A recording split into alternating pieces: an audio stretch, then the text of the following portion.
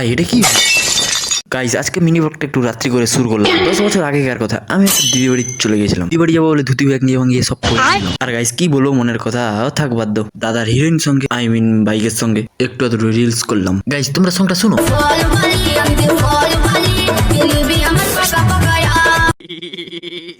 তবে আমার তো আমি নাই, ও এখন আবার আম কোথায় পাবো? সরি ওসব বাদ দাও, চলো দিদি ঘর। তবে গাইস আমি একটা ফাঁকা জায়গায় চলে এসেছি। গাইস আমি এখানে অনেক খুঁজলাম কিন্তু তাও আমার আমি তো কেউ নেই বে। এখানে এক বস্তা মিষ্টি।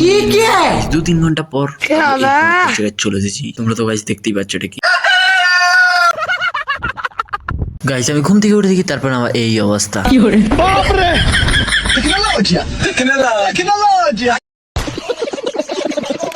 গাইস দেখো আমি কি খাচ্ছি। গাইস তোমরা যদি খেতে ইচ্ছুক, গাইস আধার কার্ড ভোটার কার্ড নিয়ে চলে এসো। গাইস ভিডিওটা ভালো লাগলে শেয়ার করে দাও।